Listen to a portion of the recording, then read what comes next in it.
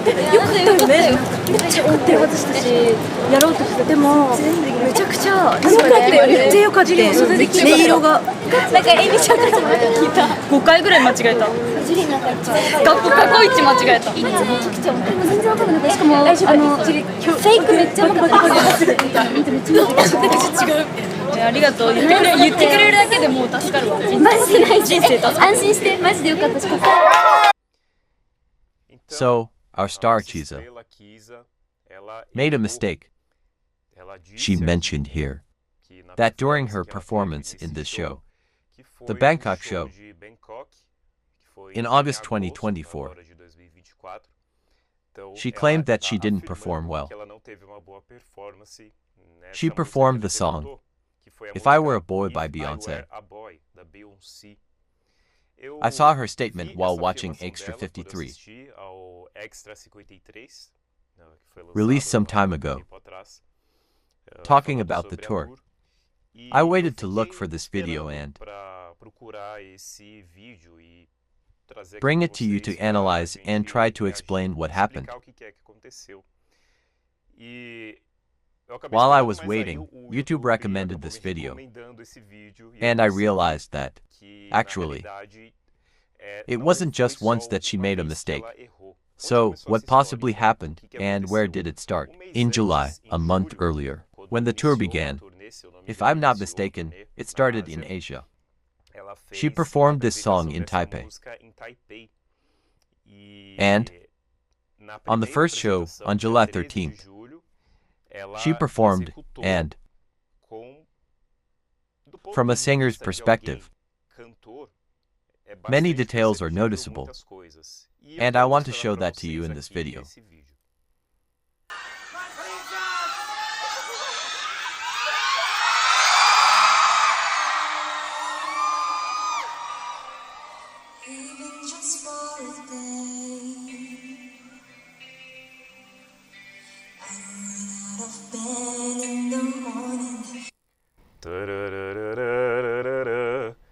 She was in a very low register and on the edge, perhaps hitting her lowest notes.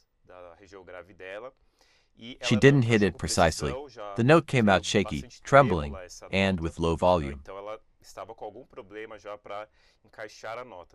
So, this YouTube recommended video shows, in the very first seconds, that something is off. Then, I remembered Extra 53, where she had complained. But it wasn't about this performance.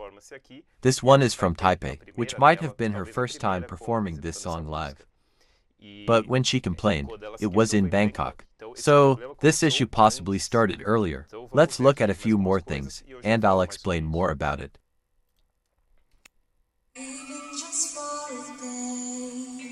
Here she hit the note, but it trembled.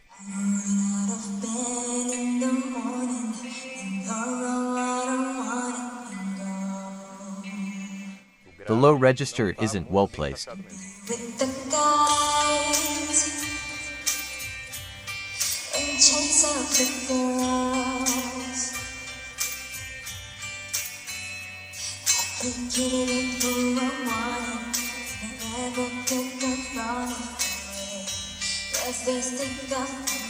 Now it moves to the high notes. Here, really, it's something that maybe only a few people notice, but singers do. She was a quarter tone, not even a half tone, off from the note she was supposed to hit.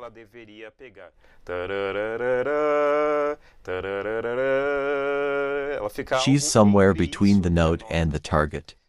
It wasn't precise, and it's a problem of adjusting to the register.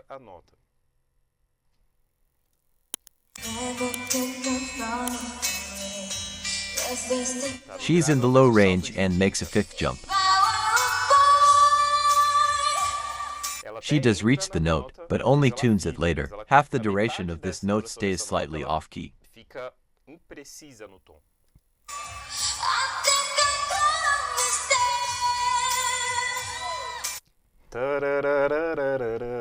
This one, she is forcing it. to compensate for the lack of placement.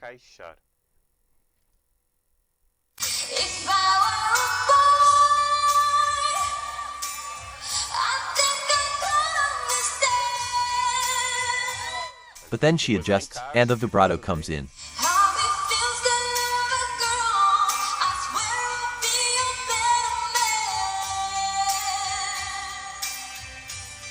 Now, she's going to make another imprecision.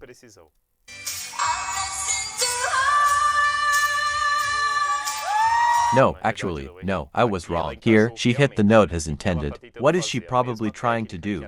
It's the same technique Beyoncé uses. Soon, I'll talk more about the comparison with Beyoncé. But here she nailed it. So, she's using a technique that, even in classical music, we use, called cover voice. Normally, pop singers place their voice in the mask, using head voice or mixed voice, opening the belting, and project the voice in a diagonal region. So, from the mouth, nose, forehead, cheeks, and in a diagonal direction, it's a very full sound. Here, as I mentioned in other analyses I've done of her, you can hear her voice very well. Her vocal power is great, even without a mic, especially in these high notes. So, she has excellent projection. And in the cover voice technique, which she uses a lot, she not only does that, but also places it on the soft palate. So, she has all this sound coming from there, and it also comes out on top, projecting forward. So, it's very full. There's a lot of sound mass coming out of her.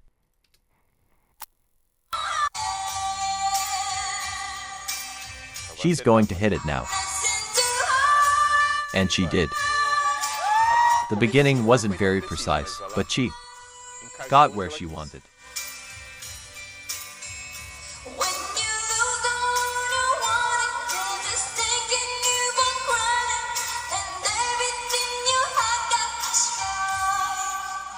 If you notice, if I remember, I'll leave the video link below for you to see.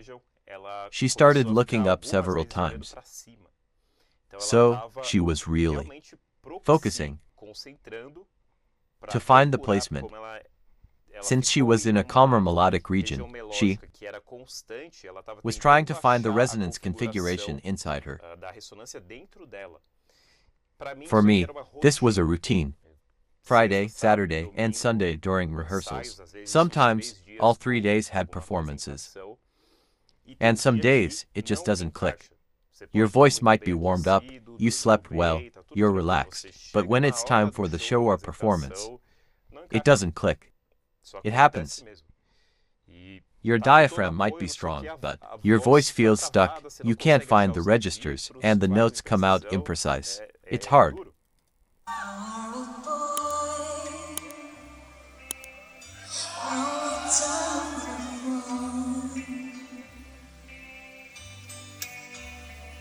Tell everyone it's broken, so they think that I was living alone.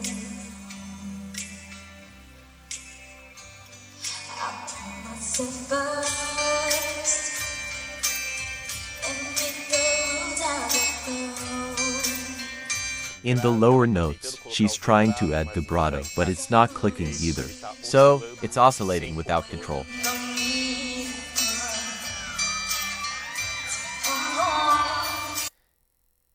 And it's a somewhat declamatory song. There are many words that vary syllables, along with the melody. It's somewhat declamatory at times. So, it feels a bit spoken. And that also makes it harder to switch between registers. Beyoncé has that typical voice of Black Americans, African American descendants. So, they have a vocal range that is immense. Their resonance is incredible. Their voices have a lot of volume and are imposing. Even when they speak softly, you can hear them clearly. And when they sing, their voices are naturally very projected. So, Beyoncé's voice is definitely very powerful. In this performance, it seems that Chisa tried all the techniques Beyoncé uses. I looked it up, even though I'm not someone who listens to Beyoncé just a long time ago, before 2010. But I've never analyzed her technically. I'm more into earlier eras, singers from the 90s.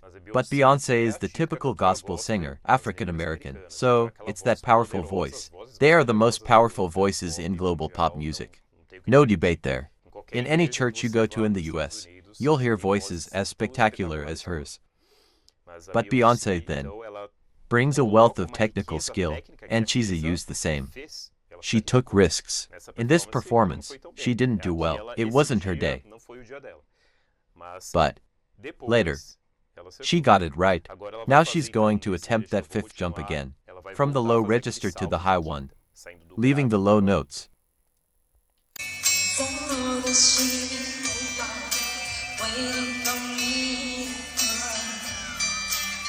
She was moving, but she was in a low range. So, there was oscillation. That note wasn't steady. The note is a little on the palate, on the tongue, actually. She wants to fit the note in her mouth without forcing it. But she's using more effort than she should down here in the glottis.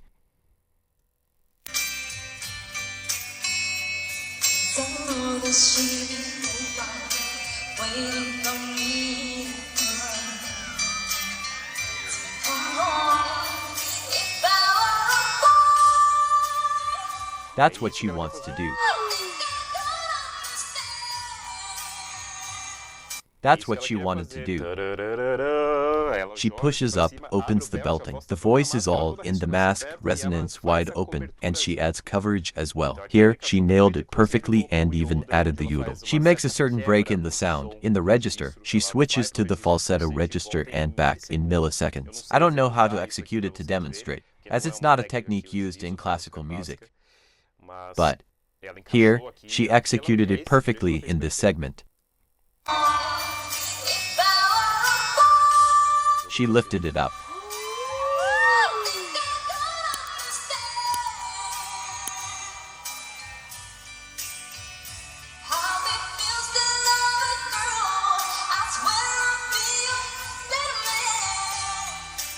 Again, she was imprecise on some notes. 2 notes. But I can't demonstrate it here. I can't sync the video timing properly. But at the moment she made the mistake, in the segment we just heard, she looked up, she searched for the register again. Watch the video later, and you'll notice it. If she looked up, it means she made a mistake shortly before. She didn't get it right. This is imperceptible to 99% of you. For singers, and those familiar with music, it's noticeable. But she made a mistake.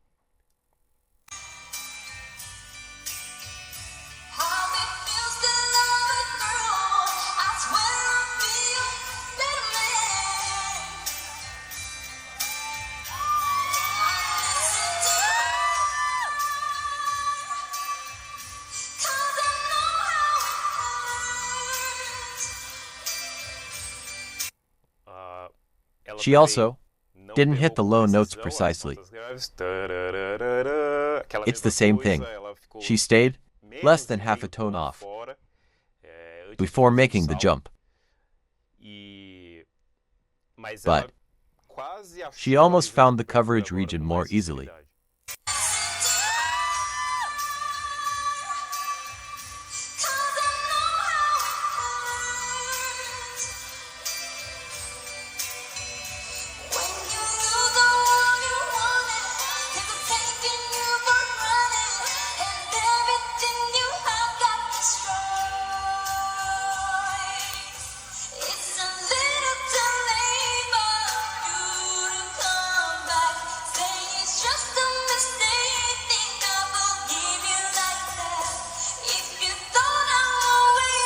Now she nailed it.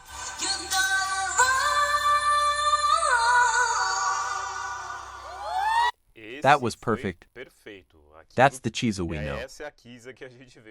In the end, she just found the region and went for it. It was that commanding voice, in the high notes, super in tune, with delicacy. At the very end, in the last one, she got it right. That's what happens with high-performance singers, especially those who use a microphone. Without playback, there's a slight playback in the background, but only in the lower registers. That's exactly what happens.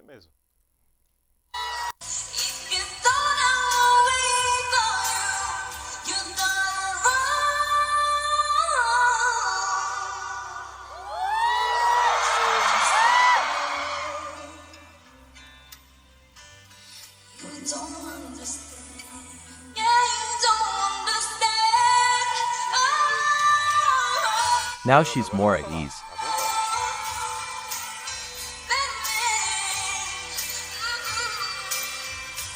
I talked over this part, so I'll go back now. Because, from here to the end, she found her stride.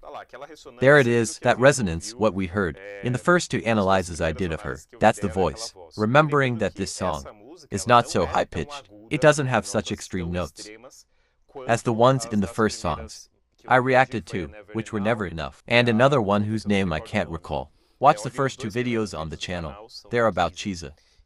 But in this ending, from here to the end, she nailed everything. All the resonance in place, perfectly in tune. She was confident and relaxed. Done. That's exactly what happens.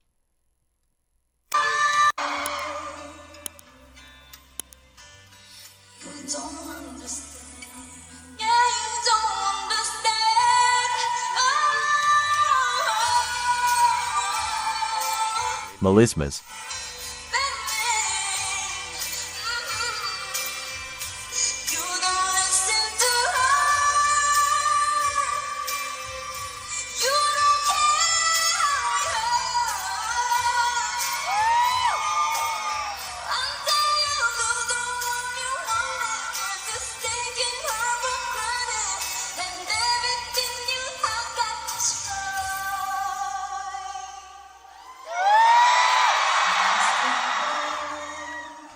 The low notes perfectly placed at the end.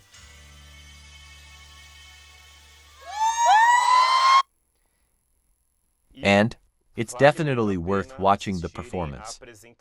That happened 3 days later, right after this one, in Singapore, on July 16th. If I remember, I'll put the link below to the Fancam I watched.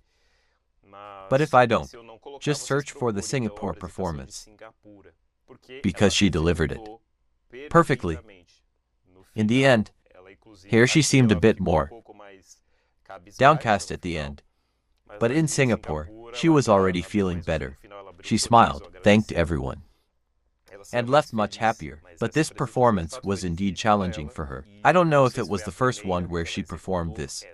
I don't know if it was the first of the tour. And I don't know if it was the first time she performed this piece. But the fact is, on this day, she didn't do well. The notes and registers, she couldn't find for most of the song. She had some pitch inaccuracies, but in the end, she managed to find herself. She found what she needed to find. And we can see here how truly difficult and challenging it is. I explained this in another video. A tour of this scale, like the one they did, where they perform these covers, singing live, with their voices at the forefront. A light playback behind them for some support.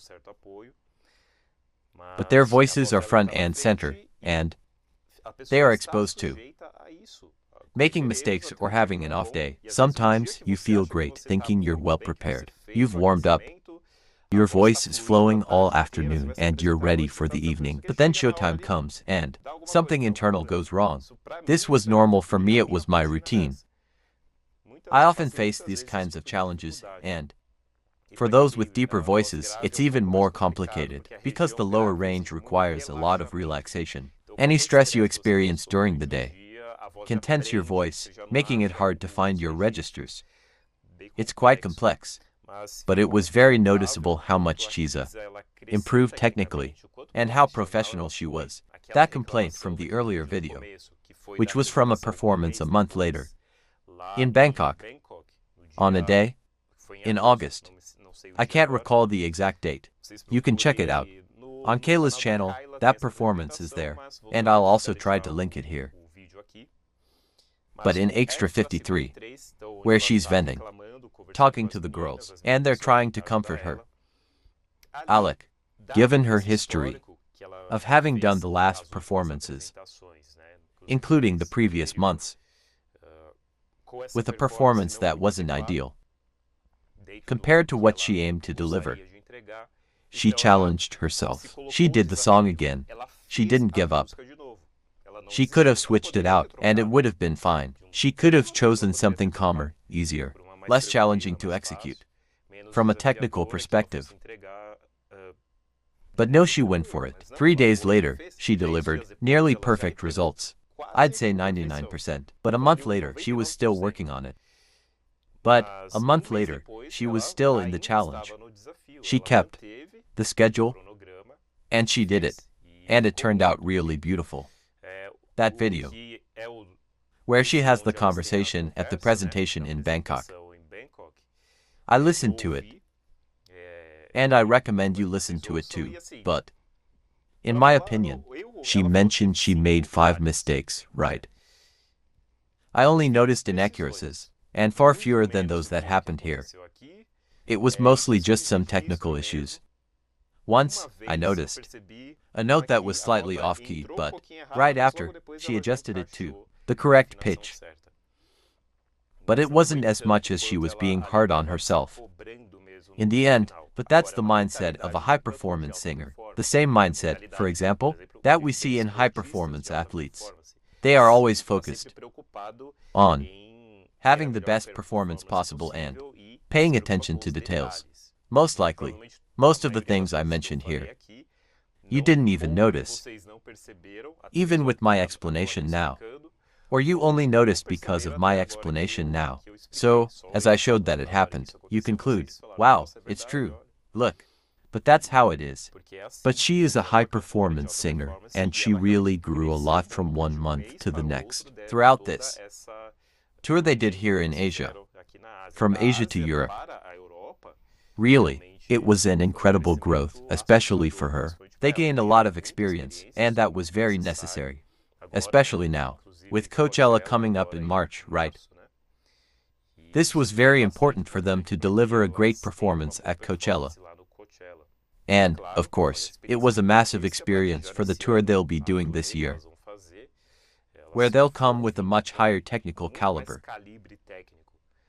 What Chisa will showcase this year will probably be something spectacular, leaving us deeply moved again. So, even our star can falter. I understand it because I went through that myself for many years. So, I completely understand what Chisa experienced.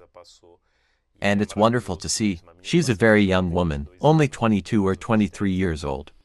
But still, she was very professional. She persevered, showed up, and delivered. 3 days later, a month later, she delivered while still being demanding of herself. And that's how it has to be. She needs to be demanding of herself. Of course, not to the point of giving up, falling ill, or becoming depressed about it. But she didn't seem sad, as we saw in the conversation at the start. She was fine. She was fine. Even though Harvey and Joran were supporting her, she was smiling just a little. No, thank you, I did poorly. I appreciate the encouragement, but I made mistakes. But that's how it is. This shows a lot about her professionalism. She knows exactly what she's doing. So, if you enjoyed this analysis in this video, leave your like down below and a comment with your suggestions. Share what you thought about Chisa's performance. And also, subscribe to the channel to watch more performances like this one. Consider buying me a coffee by clicking the button below the video. Or become a member to watch the unedited videos.